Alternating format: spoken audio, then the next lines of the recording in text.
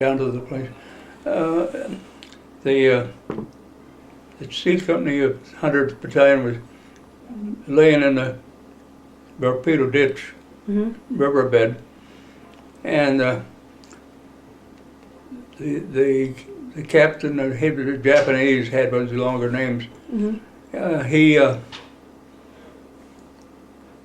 asked me to have him fire something. He'd have somebody fire something there, which would be like a mortar shell or something like that, or maybe a, anyway. And then when he'd see that, then we'd start firing it, and I'd have a tank.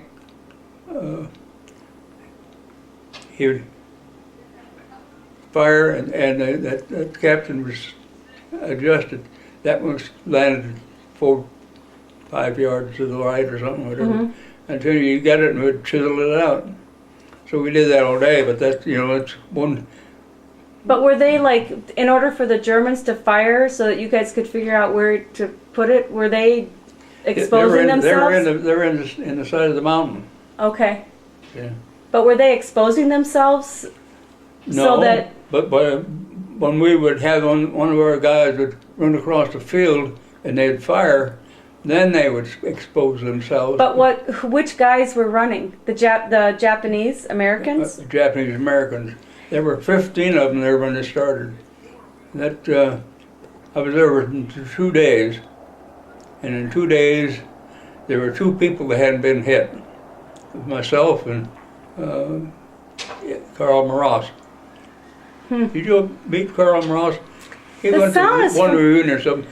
He lived out close to Vestal, where Steve. I remember meeting him. Is he the dairy farmer? Yeah. Now you met him. He's there. He was a odd but good. Yeah. Yeah. Wow. But I remember, I just think that they were so anti. So was it the Japanese American soldiers that wanted to do this? They did this on orders, so that they could get a reaction from the Germans, so that they would pick out something to shoot. If they didn't shoot, you know where. But when you get them to, they expose themselves in a way. But these were Americans that were doing it. Okay. Yeah. Yeah, that's weird though. I mean, there was so much anti-Japanese sentiment at the time because of Pearl Harbor. Well, propaganda, I think,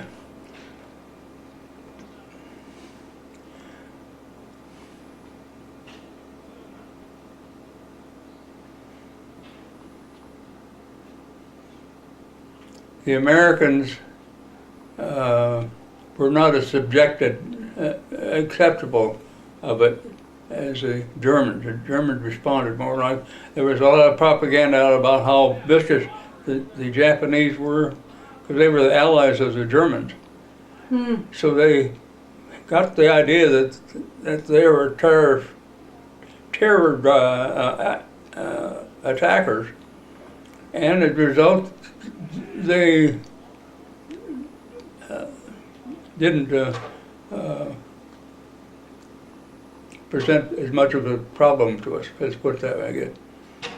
But they would.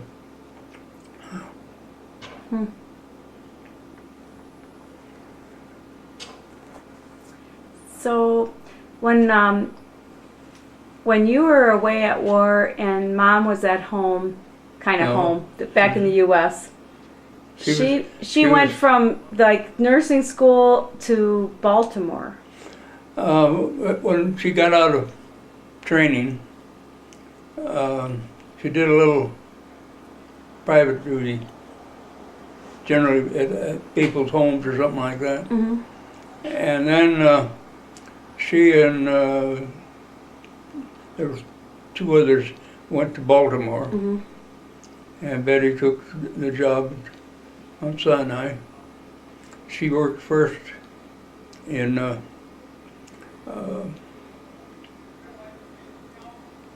I think that she started off in Fed regular duty, and then and they changed over. She was in surgery. Mm-hmm. Yeah. And she had was a Roach, one other, there's two others.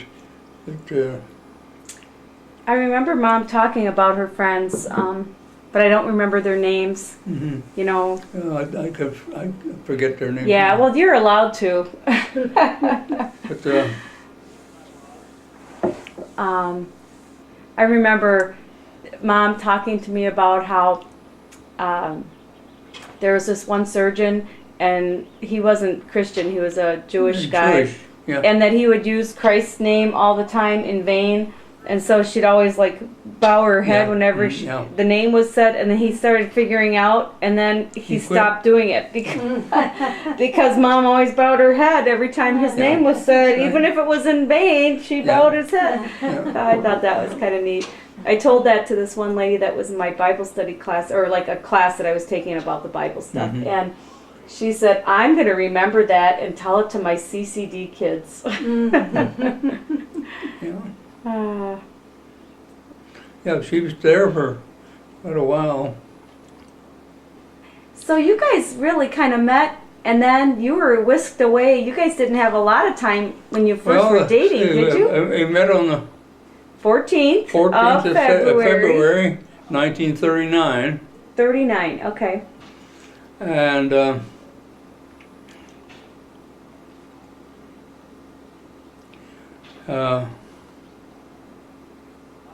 we had a good courtship for a while.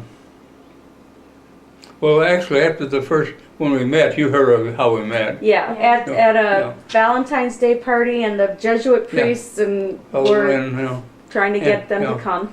and Margaret Peter had Said- their family car. Yep. You know. Anyway,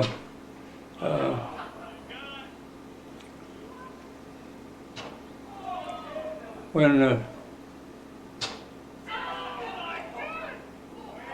when the war was over, she just kept on working there.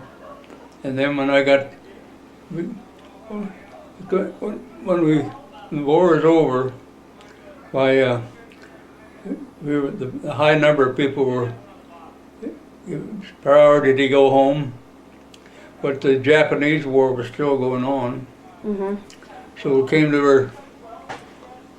This one division was just about ready to go when the Japs when they dropped the bombs on Japan, and the war was over.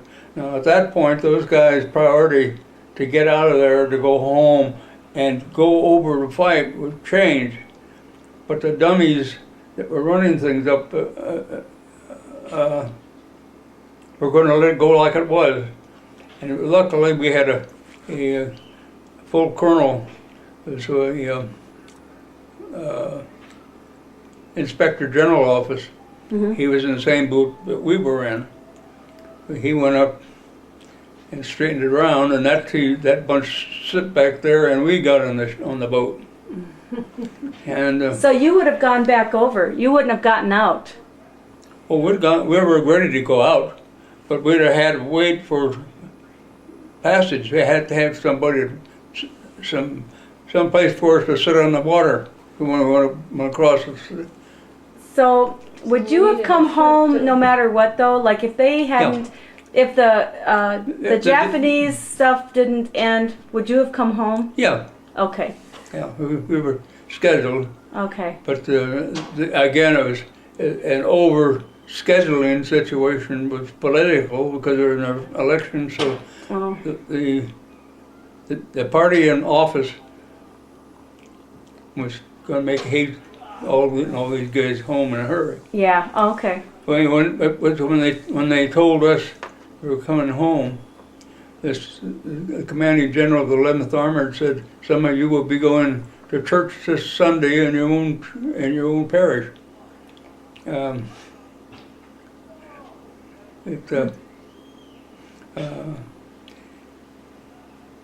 And we were sitting in like a little tented quarters waiting and waiting and waiting. And they,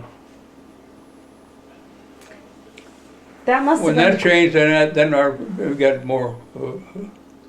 that must have been really hard though, you know, like our kids would absolutely have a fit if they had to be sitting around waiting.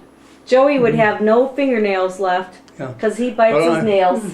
Well, we were there near, I think, one of those nice French cities in the east, on the coast area.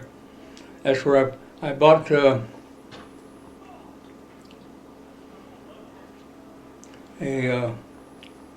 bottle of Chanel, Mm-hmm. the full-size bottle, the big bottle, and they came back and had it in my belongings by my bed, and I also had the bronze star, not just the ribbon, but the whole thing. What was else? There were 3 things I had in there, and there was a combat engineer who was sitting in the bed next to me. He had the papers for a Bronze Star, but the Bronze Star weren't available, so he was going home without the Bronze Star. But he had the papers and everything. Well, he was not very honest, because when I was gone, he stole the Chanel, he stole the medal, and I forget the other thing. And so I just happened to feel in my belongings, they couldn't find that Chanel. I looked around, and I noticed that he had it. So I just didn't say anything. I took it out and put it in a better, safer place. And when I got home, I had the Chanel, but Betty gave it to her friend, her sisters. Okay. Franny got most of it, I think. That seems like something Mom would do.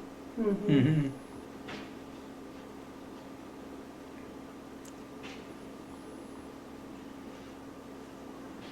Well, I'm going to get back on my first trip, first combat. I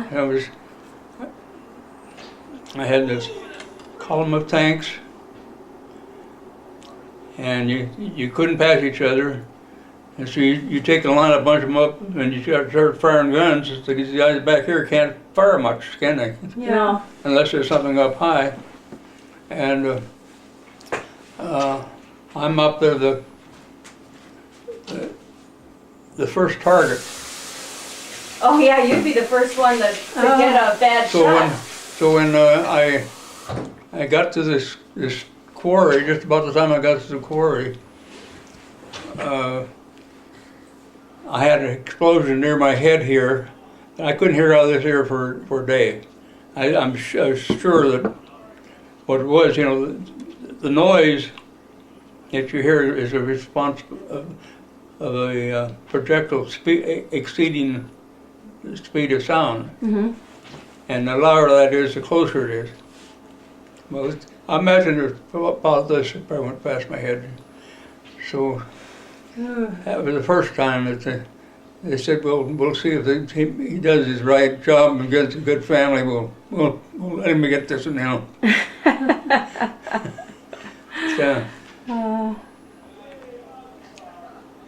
Anyway, when I got down to there and they fired, we come at that point. It starts going down into toward casino. Well, you got to see what you're shooting, what's shooting at you before you get moving into it. So I had to get out, and we was trying to figure out where the thing was coming from. And Colonel Sweeting, who, well, we used to think he was a great general officer, but he wasn't. He was too much me only. Anyway, he told me to to get up and continue the attack. And I told him I wanted to try to find that tank where that gun was firing from first. So we were trying to find out. We were on Joe Henderson took his tank out off to the side, and he fired at that one, missed Joe Henderson. So anyway, Sweden said, well, commit your reserve force. I had a platoon from A Company, and these are FM radios with crystal sets, and they had to be zero beated so that you had communication. So with myself and the battalion, good communication, but I could hear, I don't think of his name now, it's the lieutenant, but he couldn't hear me. Anyway, all of a sudden, Sweeting committed that platoon. They went by, but of course that was the last we saw them until after the war. So they got captured. Yeah. Oh, they got captured? They got, well, yeah, this was getting late in the day too. Okay. And they got down in the town, and instead of having this thing organized with the infantry going with the tanks, Yeah. as soon as we got down in there and there was no infantry, and the Germans responded to that, then they started with shooting up stuff. And they were, I tried to get a hold of them by radio and I couldn't, so finally I said, well, I have to go down. So I took my tanks, went down in, came down to the last tank of theirs, of an A Company tank, and got out, and it was empty. Went to the next one, it was empty. About that time, the Germans started firing. Now this is nighttime, pitch black, and you get these big old red balls of fire going by you. And so anyway, finally, I got back in the tank, gave the order to back out. About that time, the Germans had pretty well picked up my tank.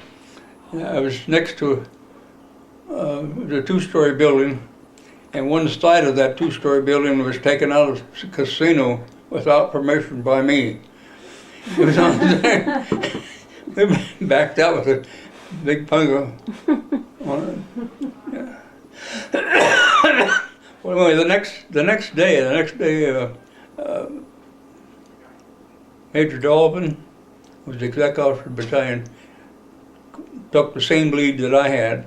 Mm-hmm. He got to the same spot, but the Germans had sharpened their aim. Mm-hmm.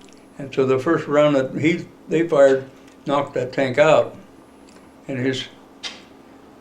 Dolvin's driver was killed in it. But Dolvin he's on the road, and I'm down below about 5 foot. Mm-hmm. So for Dolvin to go from there onto my tank, he could jump over. Mm-hmm. And that's what he did. Then he took, I had a spare set of earphones. Uh-huh. I gave them to him, and he conducted it from there on. And now Dolvin is from Georgia, the West Pointer.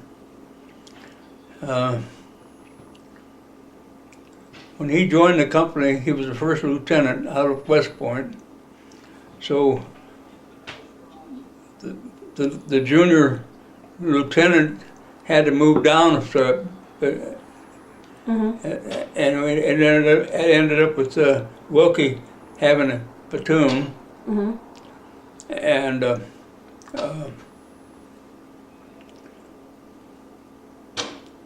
when